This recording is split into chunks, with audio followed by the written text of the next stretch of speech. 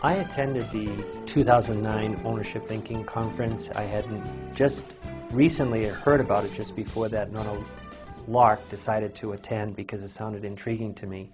And at the conference I just thought, yes, this is for me, this is for my organization. It's a way we had what I felt incentive programs in place, and this was a way to, we had, entitlement programs in place, and this was a way to get rid of the entitlement and bring in ways for incentives to serve as to replace the bonuses.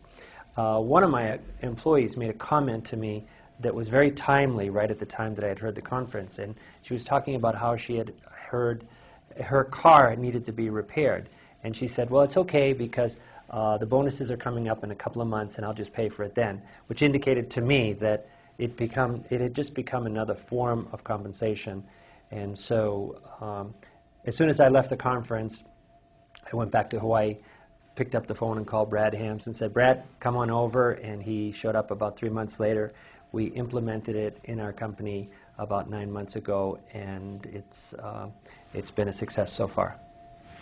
So we've been using ownership thinking now for about 9 months, and we sort of started off, I would use the analogy of like a little training bicycle with training wheels. We're now at a place after 9 months where I think we've shed the training wheels and we're on our bicycle and we're starting to ride, still a little wobbly, and by that I mean that we have our huddle meetings once a month. We are refining the huddle as far as the metrics that we're tracking. We are a construction company, so we have some of our field superintendents and foremen in there. They're beginning to understand the finances of the company, what's important to the company, what we're tracking with regard to net income, closing jobs out, customer satisfaction. And the items, the metrics that we're tracking are now starting to go down slowly but surely, but it's improvement, and we're stoked about the fact that that is occurring with the implementation of ownership thinking. With regard to culturally how it's helped our company, I think that people are now more engaged in what we're doing, particularly because they have more interest in the finances of the company. We, prior to starting ownership thinking, had shared our financial results with our employees. But frankly, I don't think that they really understood what we were saying to them when we explained our financial statements. Now I believe they understand it more, and with each passing huddle meeting, they are gaining a bigger grasp on it.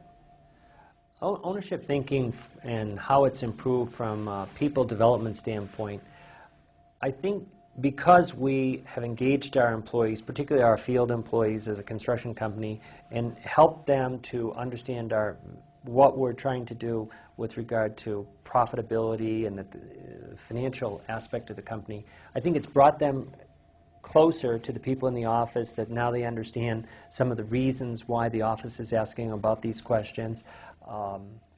It's provided a greater understanding. We're communicating more about the finances of the company, and that, to me, has just made us a more cohesive organization because there's such a distinction between the office and the job site where we're building the job.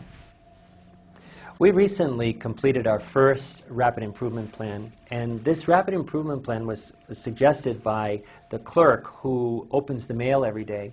And what she suggested is she felt that the amount of money that we were paying for our health insurance, which we're a company that we still pay 100% of the health insurance for a family, so it's a very large number, that she felt that there were other plans out in the community that we could buy that were equal to or better for less money. And so what she did on her own volition is she went out, she solicited these 2 other companies, and then introduced it at one of our meetings. Why don't we think about doing that? So we adopted that as a rapid improvement plan.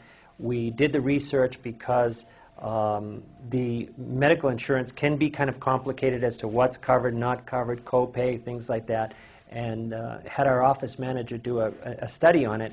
And as it turned out, we did find a company that's providing what we think is even better insurance than we had, and we're saving, this year we predict we'll save $70,000. So we're about to sit down and start writing the checks, and that's been, of course, everybody is happy about that.